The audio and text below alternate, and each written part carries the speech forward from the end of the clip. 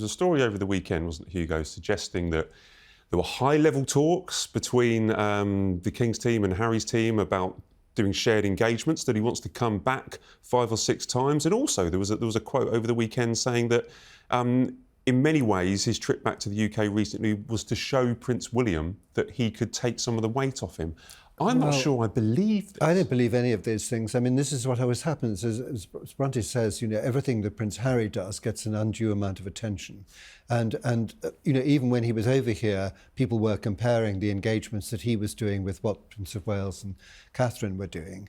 And it's very counterproductive. But having said that, I'm all for him reconciling with his father, because he carries a lot of emotional baggage around with him anyway, the death of his mother. He's probably looks pretty unhappy in his present life out in Montecito. I also worry about the children, because there's going to come a point when they're going to say, why haven't I met my grandfather, on either side? The coverage around him is not about the causes that he would be championing within the royal family. Yeah. It would always be about the controversies of the last 5 years, because that is the attention that he gets when he's back here. And I just don't see that dying down. Maybe, we're still talking about the Duke of Windsor and all of those sorts of things. I mean, these things live on. Yeah. In the last 5 years has been extremely dramatic. But the sad thing is he's good at, I've seen him, with out in the Caribbean, he plays cricket with the kids, he plays football with them. I mean, and he looks very happy. He looks much happier, by the way, doing that than he does when his wife's chopping up petals and scattering them on salads and he's standing in the garden. Sorry. Yeah, absolutely. I just wanted to clarify as well. When I say that him doing duties in the UK is surrounded by that controversy, I would say that's when he's within the royal family, that's where that would be an issue. When he was here recently and doing the Well Child Awards and the other engagements he did that week, I thought he did great work, because exactly as you said, that's what he's trained for that, yeah. You see. I mean, that's what he's good at. And he was very good in the army too. And he was very happy when he was in the army. It's sort of a horrible situation that he's got himself into. But, many times when I sort of give rather pompous lectures at schools, sometimes I have to say, especially talking about the Duke of Windsor, whenever you have to choose between the path of duty and the path of supposed happiness, always choose duty, because it'll make you much happier in the long run. He's chosen this. I mean, it's miserable. The Duke of Windsor was miserable too. So we're going to squash this idea that Harry wants to come back in for half hour. However, there is a lot of mischief always being caused when this idea comes up, and it's not going to go away. Even though the palace is saying that you don't have any chance for a half in, half out, there's still going to be people that are thinking he might come back. But we'll squash it today. It's done. It's over. Now, one thing that hasn't been squashed, unfortunately, for Sarah Ferguson. Now, this isn't necessarily 100% new, because we knew in 2011 that Sarah Ferguson had taken a loan from Jeffrey Epstein, who, I'm just going to say, Jeffrey Epstein is the worst person in the world. He's a horrendous man.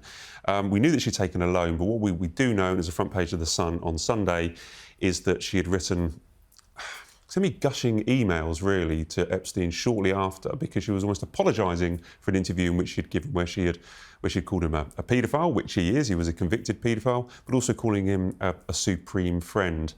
She's lost a lot of charity work, or a lot of charity patronages, could hit her in the pocket.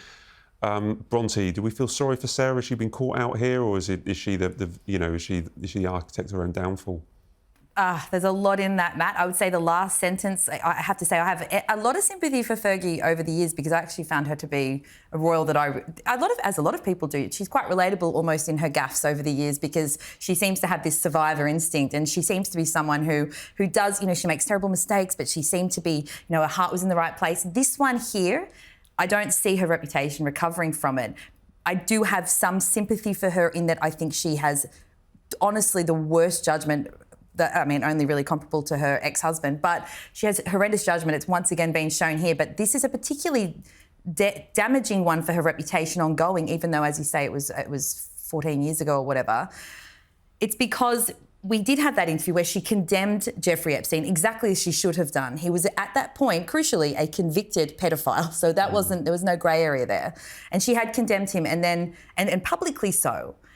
And then a few weeks later, to this, for us to now know that this grovelling email, and it is grovelling, had surfaced. Now, I will add, in terms of the sympathy, I'll add the layer that her spokesman had said. There were mitigating factors, basically. Yes, that she had felt threatened, or that he could destroy her. He absolutely did have the capacity to do that. That is true. He's a dangerous and evil man, Jeffrey Epstein. We're told this Hannibal Lecter chilling phone call that Fergie received. I mean, even in one of the emails, she said that she was in one of the emails she sent to Jeffrey Epstein at the time, is that she felt broken and lost and bedridden with fear over the dealings with Epstein. This is what I mean. She's gotten into bed, so to speak, with someone who isn't, because we talked about, you just mentioned the debts. She was on the brink of bankruptcy. She's borrowed money from him. There's different lines about how much money that was. Clearly, she had ties to him in that regard, and I don't doubt that he was a very terrifying man who was completely capable of threatening. We don't know all the details of exactly what happened, but the difficulty she now has is that she clearly had these ties to him. At that time, as I said, convicted pedophile, we all knew that. She's the mother of 2 young children, which, that's something as well. I just think, I don't know how you're maintaining any contact with a character like this, nor should anyone, but even adding that and given the crimes that he had. But also, it's that concept of public trust, which the monarchy really relies on. And I know she's not in the monarchy in the official capacity, but she's monarchy adjacent. And she did say, I've cut ties with him. I will never speak to him again. We now know just a couple of weeks later, she did. And again, in that quite gushing email. So reputationally, for someone who has survived so many scandals, I think this one is different. I do think that this one won't recover, and we've seen that by the very swift reaction with all these charities that have dropped her. It's sad all the way around. Jeffrey Epstein is a horrible, terrible man, and it's around him. Everything around him is poisoned. The upsetting thing is that obviously Sarah has had two types of cancer. She has skin cancer, she has breast cancer, and she's lost patronages of cancer charities because of this. Something that's very close to her, and I think that's going to hurt. Yes. But also financially, if she ends up losing work, because they're not being paid by the king. All right, the king's cut Andrew and Sarah off. Their house is Crown Estate, so they have to pay for the upkeep, but it's nothing really to do with the king. They're not working royals.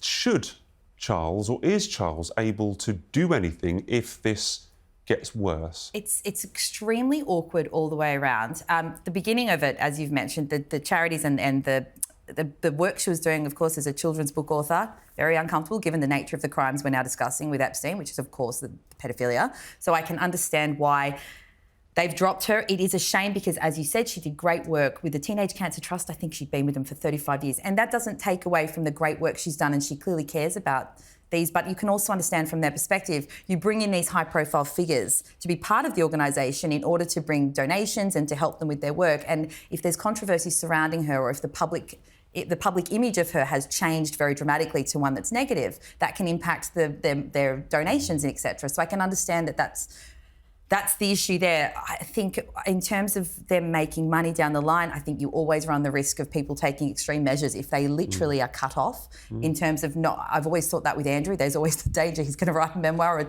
we'll get the next Spare. I don't know, but I don't want to put ideas in anyone's head. But that is a risk you run. It's how do you solve the problem of the Yorks and this ongoing Epstein nightmare? I really don't know. I don't envy the King's position on it.